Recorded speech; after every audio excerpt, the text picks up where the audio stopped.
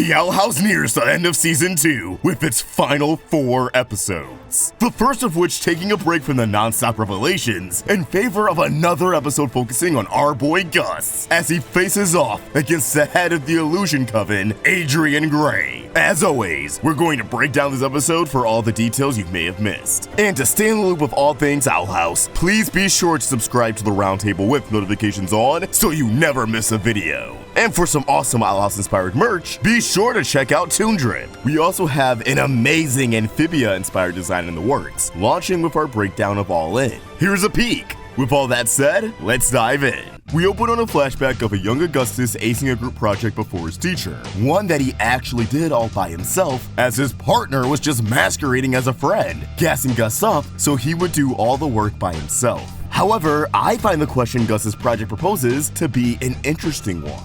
Was King's father, the Titan, a carnivore or herbivore? Considering we learned last episode that the Titans were more than likely not as vicious as people like Bill made them out to be, this question may be another hint behind their true nature. Actually, we've seen King eat plenty of sweets, but I don't know if he's actually been shown eating meat before. Just some food for thought. I'm suddenly very curious about Gus's lineage, and if he had an extremely powerful witch in his family, as we haven't seen another parent aside from his father, who doesn't seem to be nearly as powerful as Augustus. Yet, much like how Willow is naturally gifted in plant magic to an astounding degree, Gus seems to be someone in a league of his own when it comes to illusion magic. A book falling on his head triggers an illusion that engulfs the entire room as his eyes become encased in a blue glow. His negative thoughts relentlessly taunting him.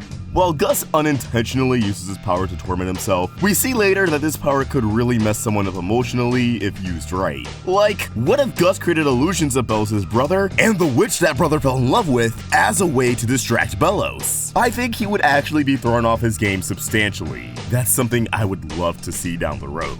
Lucky for Gus, he's comforted by Willow, as someone who recognizes Gus's pain through her own bad experiences with Amity. Through this immediate connection, they form a solid friendship that will last years to come. In the present day, we learn that the numerous students have enrolled into multi-track studies after the barriers loose broke for everyone back in Season 1. Emra's second track is healing, hinted at in Reaching Out. Edric is now in 3 tracks with the additions of beastkeeping and potions, something encouraged by his experience with Eda and Reaching Out. And Bartholomew has illusions as his second track, respecting the craft after his misadventures with Gus. We love mini arcs. The fate of Luce, Eda, King, Lilith, and Hootie are all up in the air following the events of Edge of the World. Previously, Eda anticipated the Emperor's Coven arriving at their doorstep, and Hootie could hear them marching throughout the forest prior to leaving with Luce and King. The episode also had an alarming cliffhanger, where the Coven scouts surrounded the Owl House. But we learned that Luce's friends have no idea where they are. Willow states that she went by the Owl House only to see that it was crawling with Coven scouts, while Amity's last text from Luce seemed to have come in directly after Hollow Mind, referencing that she learned a lot of bad stuff concerning the Day of Unity.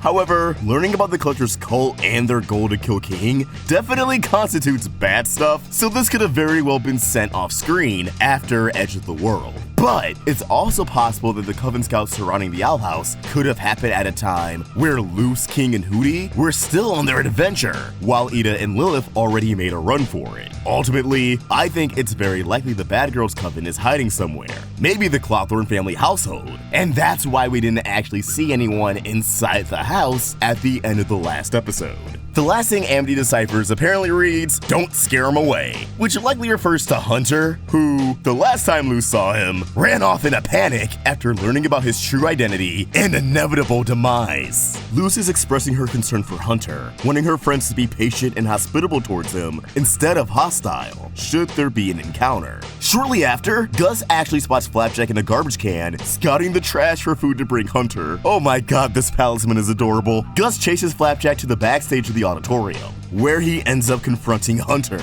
who's now wearing his Flyer Derby uniform underneath a cloak and bandana, no longer owning the title of Golden Guard. Before we continue, it's time for this week's Fan Spotlight.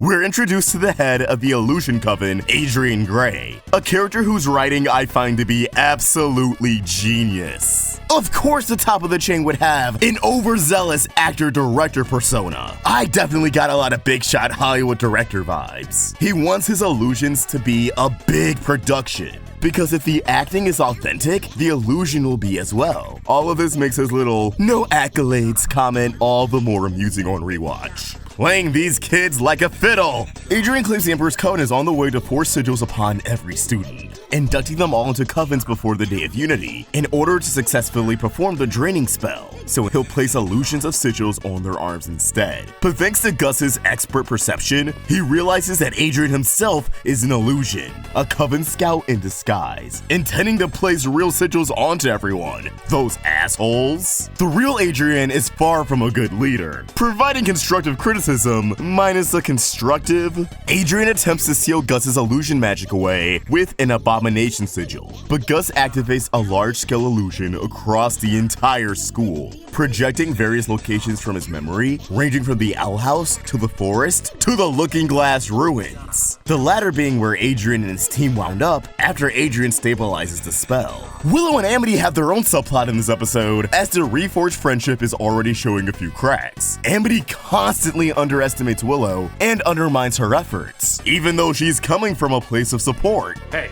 don't listen to her. You totally got me. I like this a lot, as obviously things couldn't just go back to normal, or even better than it was before. Not right away. And even when she means well, Amity is still capable of coming off as superior. It shows she still needs to re-examine her approach to complex situations. Otherwise, things can come across as backhanded, a tendency of Amity's mother, Odalia Blight, although much more intentional on that end. Meanwhile, Gus struggles with his spell still being active, having one eye encased in a blue glow. They encounter a Coven scout disguised as Willow, speaking a bit more monotone than the Willow we know, but Hunter calls her bluff due to his connection with her. He recognizes that the scouts underestimate Willow and her character. They just think she's some scared little girl, when that couldn't be further from the truth. After tripping Hunter up with an illusion of Belos, the boy is put to sleep but awakens in the healing homeroom after being rescued. Hunter is given the opportunity to redeem himself in the eyes of Hexside by helping them rescue Gus, who's being kept in the gymnasium.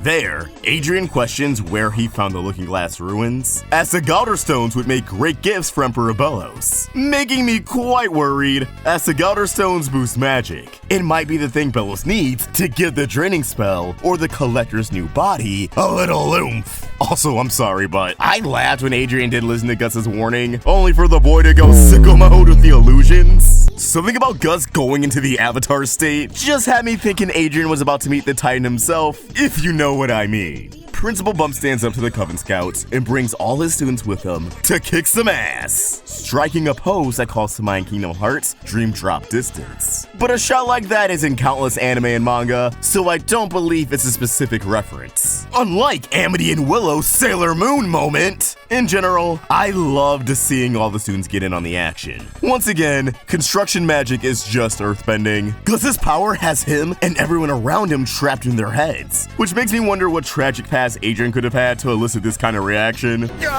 Make it stop! Make it stop! I don't like these memories. Hunter powers through and communicates with Gus, forming a solid foundation of trust, while Amity and Willow take out an automaton. Severine, voiced by Dana Terrace, also gets fed up of her terrible working conditions and quits the Emperor's Coven. With the threat cleared out of the school, the students bombard Hunter with a ton of questions, bringing the episode to a close as he begins to explain what he learned about the Day of Unity to his new allies. As always, I want to know what you guys thought about this episode. How do you feel about Adrian Graye? Let us know your thoughts in the comments below, and you can keep the conversation going at Otric Vox and at Roundtable Vids by giving us a follow on Twitter and Instagram. If you enjoyed this video, please throw it a like and subscribe to the Roundtable for more great cartoon content. Thank you for watching, and I hope you have an awesome day. See ya!